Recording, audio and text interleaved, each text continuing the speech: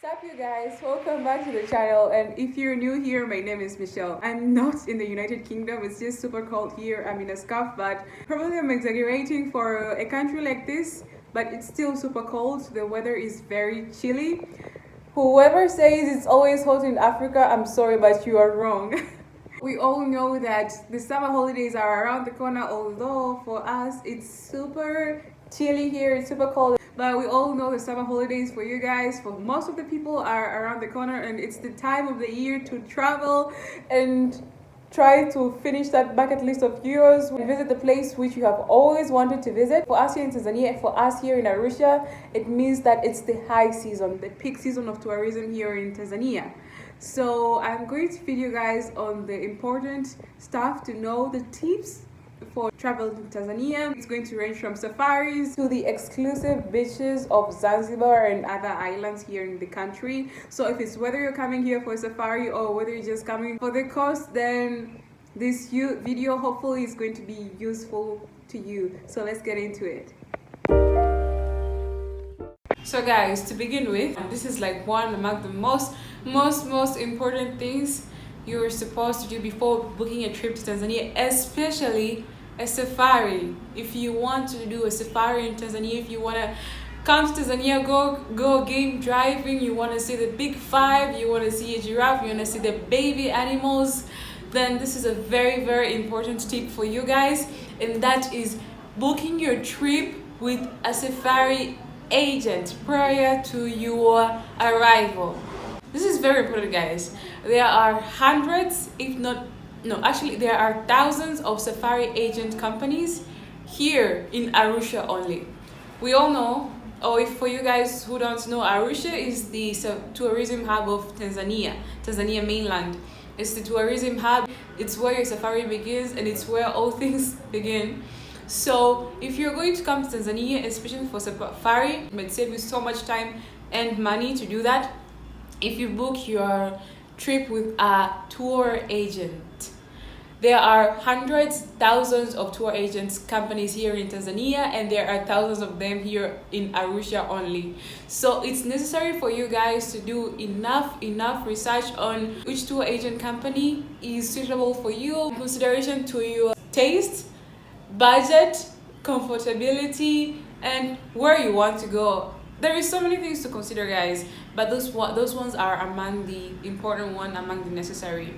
So the advantages of tour agents, booking your safari with a tour agent or booking your trip with a tour agent, is that first, they save you so much time.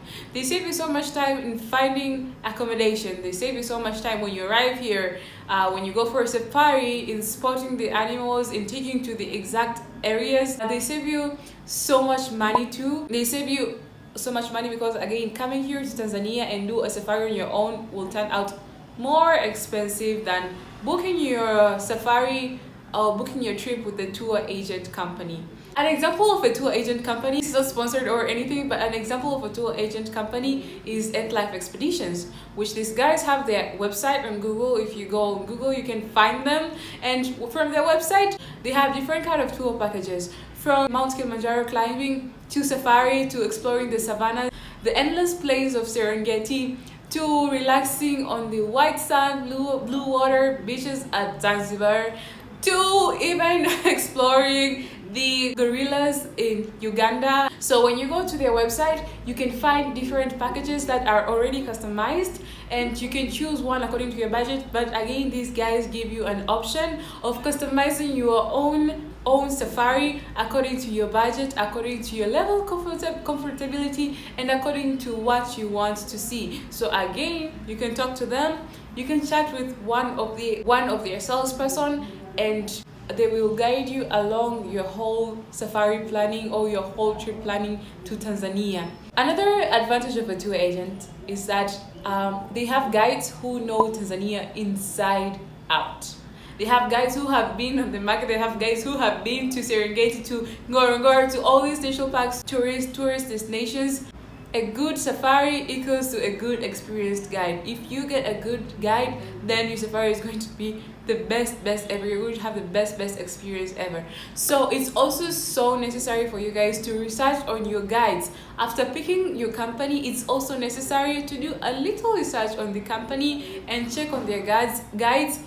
One way is to go on the sites like Safari Booking, TripAdvisor, Google, and read the comments about the company. Usually most of the people who have traveled with these people never forget to mention the guides they've gone with and to talk about the experience with the guides. So you can get a general idea of who to find, what to expect, on who to pick, which guide to pick according to your liking. It is nearly impossible to travel to Tanzania, especially have a safari in Tanzania without a tour agent company. It's going to be hectic, it's going to be stressful for you. That is why I stress on traveling with a tour agent company.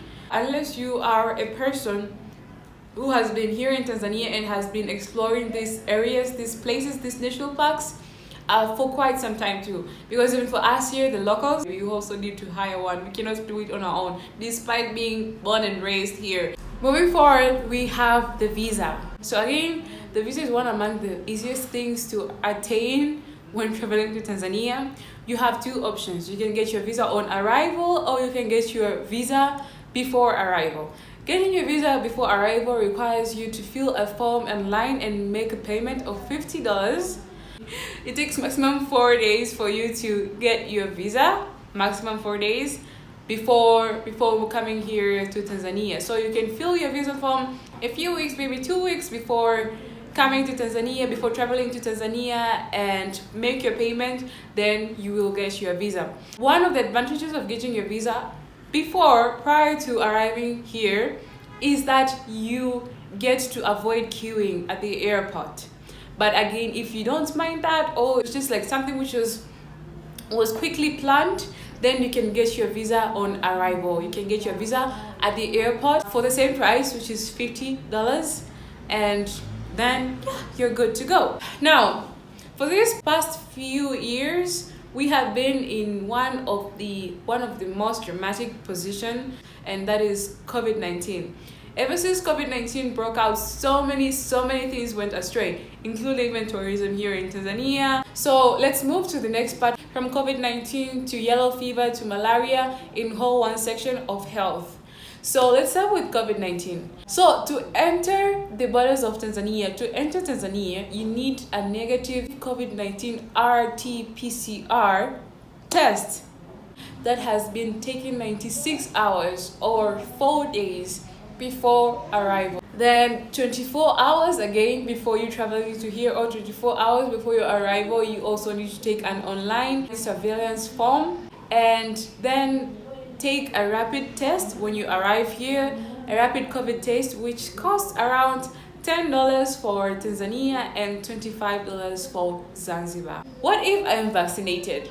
So if you're vaccinated, guys, I'm sorry to break it out to you, but you still have to take the test, and you still have to have the negative RT-PCR certificate, COVID certificate, despite you having been vaccinated. Now, for the yellow fever, a yellow fever international certificate is needed if you're traveling from yellow fever infected countries. I'm going to put the list of the yellow fever infected countries there for your reference by WHO. But fortunately, Tanzania is not one among the yellow fever infected countries.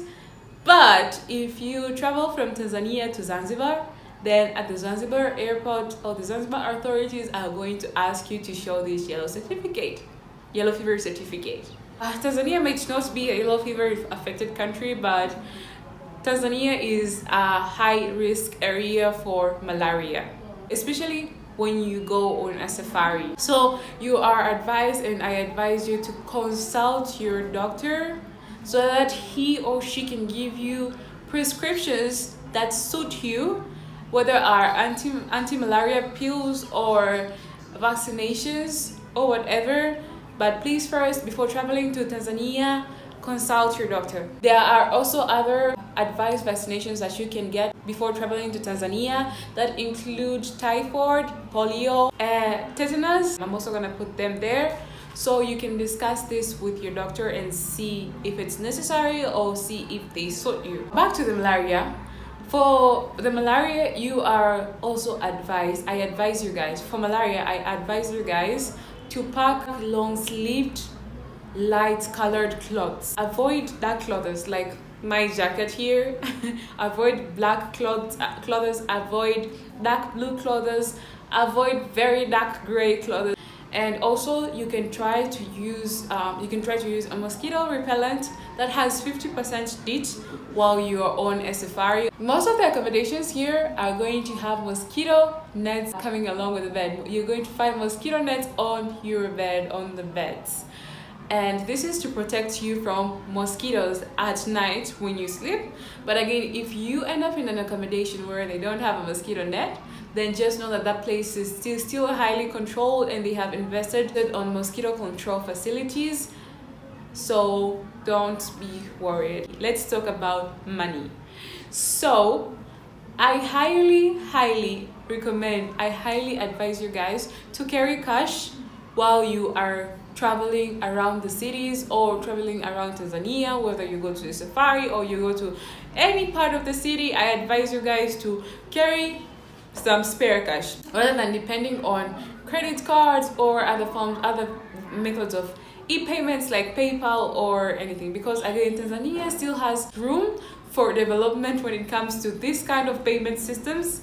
So at times it might stand out inconvenient, or you might fail to make your payment using a credit card or PayPal or any other form of e-payment. There are three major currencies that can be exchanged here in bureaus or local banks, which are the pound, the US dollar, and the euro. Some other currencies also, like the Kenyan shillings, the Ugandan shillings, Japanese yen, can be exchanged here in Tanzania.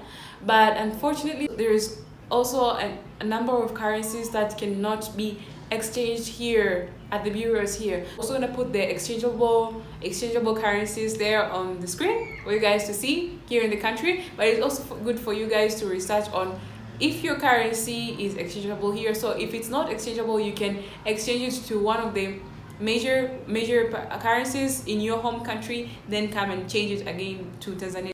Now, all this time you're probably wondering, like, okay, Michi, fine, the currency, the money, the vaccination, the whatever, but when is the right time to travel to Tanzania?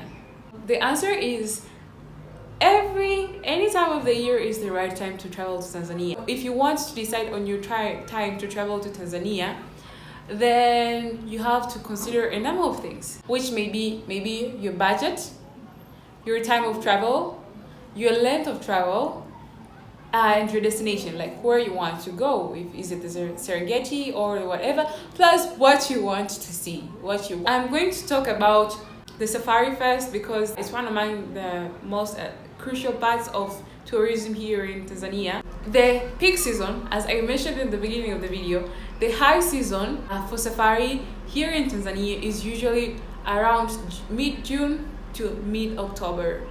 This period is usually crowded, very crowded, but it's also the period where you can have the best wildlife viewing experience of your life. The prices here, the accommodation prices during this period tend to be high. So you may end up paying a little bit more than when you come to, for example, March, or when you come to November, which are the low seasons. Because again, using simple economics, we all know that the higher the demand, the higher the price. If you want to travel within this month, if you want to travel within the month of June to October, I highly advise you to start booking your trip at least 1 month before your trip date, at least 1 month. This is for you to first not miss accommodation, because if you book late, most of the accommodations here, especially in the national parks, tend to get full very quickly. So for you to have enough choices when it comes to accommodation, try booking your trip earlier, even sometimes even 3 months. Some other people do even a year before, some other people do 6 months before, some other people do 2 months before, but the earlier the better, especially when it comes to the high seasons. The low seasons here in Tanzania are from January to March and November to December. Within this period of time, the places here, the national parks, are not crowded. During June to October, it's considered as dry season. But from January to March, it's usually like wet season where it rains a lot. Because it's usually less crowded and it's the low season, then it's usually less cost to travel to Tanzania during this period of time. But wildlife tends to be difficult to spot. Again, if you love greenish, if you love green, then this is the best period of time for you to come here. And for those who baby animals tops their list, this is the calving season here in Tanzania. So this is the best exquisite time for you to come and visit Tanzania. You're gonna see lots of baby animals, you're gonna see lots of baby elephants, cute baby elephants, and baby giraffes, and you will spot thousands of them. For photographers too, this is the perfect time for you to visit Tanzania. For those scenic photographs, those good amazing greenish landscape, this is the perfect time for you to visit this country. But you are advised as a photographer to come with a lens of at least 200 millimeters, because your iPhones, even if it's an iPhone 13, your Androids won't do the job here. And also for this time of the year, this period, you do not want to miss the Ngorongoro crater. It's the most beautiful. It's like a misty land, you know, with the mist, the green, and because of the crater, it's so beautiful. Like the Ngorongoro, this is the best time to visit the Ngorongoro crater. Now you're probably like, to hell with seasons, Michi. I just want to know when is the best time for me to come for the migration. Now the answer is anytime. The migration cycles throughout the year. But now I can help you like distinguish the migration time with what activities you want to see. For example, is it the Gumeti River crossing, or is it the Mara River crossings? Or is it the calving season you want to see? Or is it the rutting season? So it depends with what activities you want to see during the migration. Now I'm going to give you approximate time of activities that go on during the migration. So from January to March, you can see the big cats in action. You can see the lions, you can see the cheetah, you can see the leopards in action. You can as well see the ratting. It's also the ratting and calving or birthing season. From May to July, you will be able to experience the millions and millions of animals crossing the Gumeti River, which is in northern Serengeti. And from July to September, you can experience these millions of animals crossing the Mara River. So it's up to you guys for you to pick what time is best for you, but again, we will still serve you the best of the best. So in short, Tanzania national parks such as Serengeti, Ngorongoro, the Lake Manyara, Tarangire always deliver the best experience when it comes to viewing, when it comes to game driving. So you can come any time of the year and we'll still deliver. You will still get the best experience. We'll still serve you the best delicious meals, food ever. Now, Mount Kilimanjaro. I mentioned Mount Kilimanjaro a couple of times. Mount Kilimanjaro, personally, I can say it's somehow underrated. It's the highest mountain in Africa and one of the easiest freestanding mountains to climb. One of the easiest freestanding mountains to climb, guys. But I can say that this is because its difficulty to climb is kind of exaggerated. It's not as difficult as it sounds, guys, or it's not as difficult as people say. And a good thing with Mount Kilimanjaro is that it comes with a choice. They give you a choice. You want a steeper route, you want a more shallow route, whatever you want. You want a longer route, you want a shorter route, then it's up to you guys. If I have managed to change your mind about Mount Kilimanjaro and now you want to climb it, the best time to climb Mount Kilimanjaro is from January to March or July to October. Zanzibar. For this incredible island, guys, you might need to make a whole another video. So comment down below if you want me to dedicate a whole video to Zanzibar. If it's the white sand, blue water holiday you are after, then the best time to visit the Zanzibar island is from June to March. That's 10 months for you guys, excluding April and May. But again, you may as well take your chances and experience a tropical island during rainy seasons. I think it's going to be a whole of an amazing experience. Dar es Salaam. If you have some spare time and you want to experience the big city life of Tanzania or of a still developing country, you can visit Dar es Salaam. You can do it after your safari before going to Zanzibar, or if you only have a Zanzibar tour package, you can visit Dar es Salaam after your time in Zanzibar and depart the Julius Kambarage Nyerere International Airport, JK Nyerere International Airport, sorry. Now let's move to the accommodation. Though still a middle-income economy and still a developing country, Tanzania offers you a variety of accommodations, from hotels to lodges to tented camps, according to your comfortability, affordability, destination, and liking. Now, in the national parks, there are only two types of accommodation: lodges and tented camps. Now, don't let the word tented camps scare you, because most of them offers the same services, comfort, and hospitality as lodges, or even sometimes way much more better. Do not let the word scare you.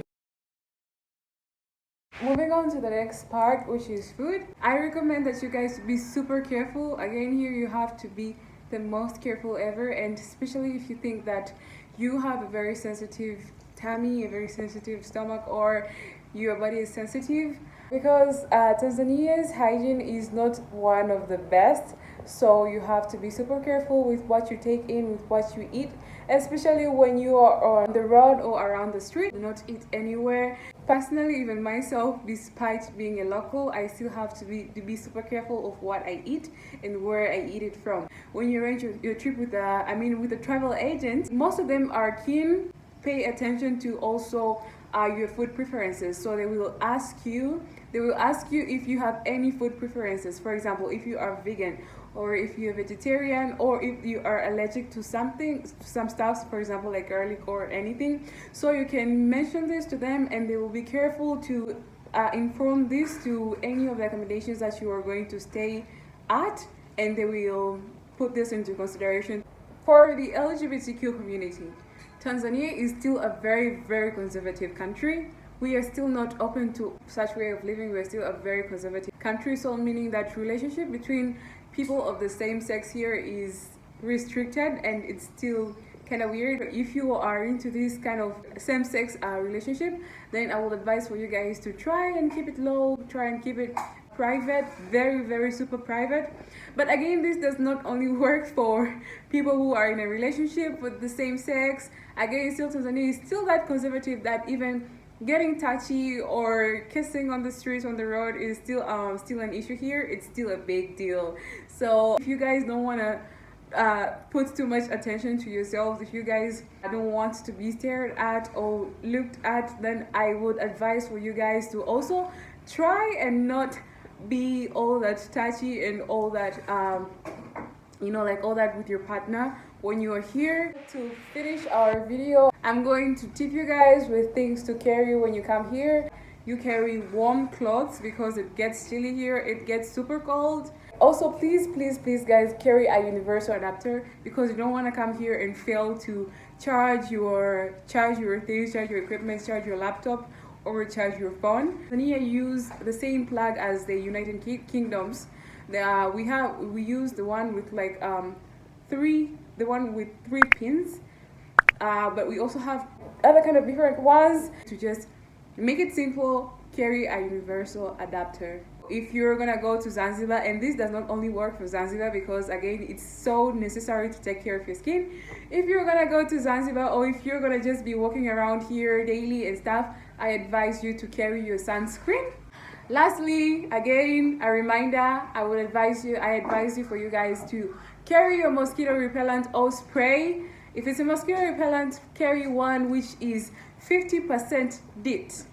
And yes, so guys, that's it for the video. I'm sorry that the quality went low, went bad, but I hope this video has been as informative as it could be, and I hope until the end of this video you guys got to learn a lot and stuff. So I wish you all the best in your trip planning, or in your on your arrival here to Tanzania. If you have already done your trip planning and stuff, all the best, and I hope you have the super best time ever. And one more thing, guys, after your trip here, when you get back to where you're coming from, please do not forget to leave reviews on the company's pages or on the websites such as TripAdvisor, Safari Booking, or Google for the companies you have used. It's super helpful for the companies. Reviews are super helpful. And yes, that's it. So thank you so much, you guys, and see you next time. Bye.